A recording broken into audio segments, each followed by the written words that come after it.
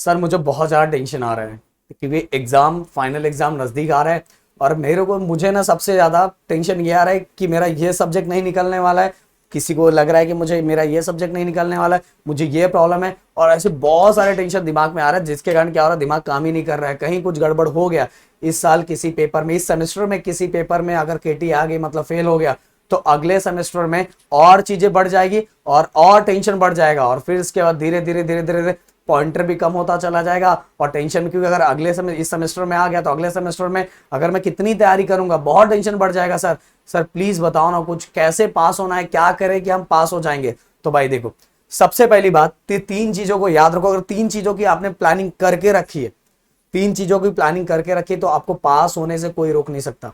आप सभी को पता है कि अगर इंजीनियरिंग में ओनली PYQ ही सॉल्व किया जाए, किसी भी यूनिवर्सिटी के बच्चे हो ओनली अगर PYQ आप सॉल्व करके जाते हो तो आप आराम से पास हो जाओगे। बट उसके लिए भी आपको सबसे पहले सिलेबस देखना पड़ेगा। देखो, मैंने 10th एंड 12th के बच्चों को हमेशा बोलता हूं 10th एंड 12th इतना डिफिकल्ट नहीं है, बट 10th एंड 12th के एग्जाम के पैटर्न को, पेपर को समझ के पढ़ोगे कि क्या क्या चाहिए तो आराम से निकल जाओ। और सेम वही चीज को इंजीनियरिंग में फॉलो करना है। सबसे पहले अपने यूनिवर्सिटी के सिलेबस को देखो। आपके सिलेबस में कौन कौन से मॉड्यूल में कौन कौन सा टॉपिक है और कौन सा टॉपिक आपको आ रहा है, कौन सा नहीं आ रहा है, कितने मॉड्यूल आपसे कंप्लीट हो सकते, कितने कंप्लीट नहीं हो सकते, और जो नहीं हो सकते उसके लिए भी हमें क्या करना है, हमें प्रैक्टिस करके कुछ ना कुछ चीजें याद करके रख लेनी है और जो आ रहा है उसको पूरी तरह से कंप्लीट करना है। और वो होने के बाद, जैसा जो मेरा पहला मॉड्यूल हो गया, मैंने पूरा मॉड्यूल पूरा डिटेल में पढ़ लिया, जो भी अपने वीडियोस आ रहे हैं उनको डिटेल में मैंने समझ लिया। फिर मॉड्यूल को समझने के बाद मैं ये देख रहा हूँ कि मेरे सिलेबस में, मेरे यूनिवर्सिटी के सिलेबस में कौन कौन सा टॉपिक है और कौन कौन सा टॉपिक, पहले टॉपिक मैंने देखा, टॉपिक देख के फिर मैंने वीडियोस देखा, वीडियोस देखने के बाद मैं सोच रहा हूँ कि मुझे कमी कहाँ पड़ रही है। अगर वो मेरा पूरा मॉड्यूल हो गया, पूरा मॉड्यूल मेरा खत्म हो गया, अगर मान लो मेरा पहला मॉड्यूल दूसरा मॉड्यूल हो गया, अब तीसरे चौथे पांचवे मेरे को 3 मॉड्यूल में बहुत टेंशन है, तो भाई 3 मॉड्यूल का सबसे पहले PYQ देख लो। 3 मॉड्यूल का PYQ देख लो और यूनिवर्सिटी में उससे रिलेटेड कैसे क्वेश्चन पूछे जाते वो देख लो।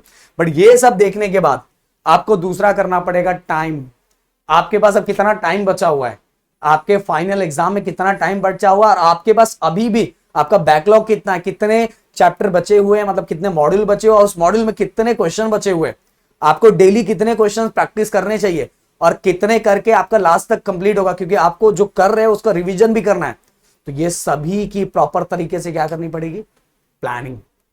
अगर ये प्लानिंग आपने नहीं किया, आप बस ऐसे पढ़ते जा रहे हो भाई, बार बार मैंने बोला इंजीनियरिंग में आप जब रात को सोने जा रहे हो ना, तो कल क्या क्या करना है, इवन आने वाले 2-3 दिनों में आपको क्या क्या करना है, क्या क्या कंप्लीट करना है, ये पता रहना चाहिए। ज्यादातर स्टूडेंट फेल क्यों होते हैं, इसका सबसे बड़ा रीजन ये होता है कि गाइस उनको पता ही नहीं रहता कि मैं सुबह उठ के क्या क्या पढ़ने वाला हूँ, आगे आने वाले दिनों में क्या पढ़ने वाला। जो टीचर असाइनमेंट दे रही है, जो हो रहा है वो चल रहा है और चलते ही चला जा रहा है, और इसी कारण बहुत सारे बच्चों के फेल होने के सबसे बड़ा रीजन यही है।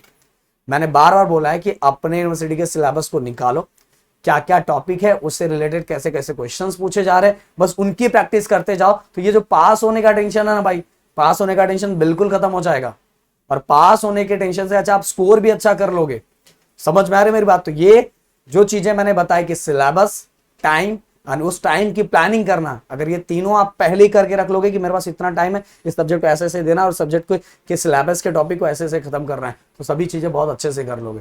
तो शायद मेरी बात अच्छे समझ में आ गई। प्लीज समझ में आएगा तो प्लीज इसको फॉलो करो यार। Thank you so much guys. जय हिंद दोस्तों।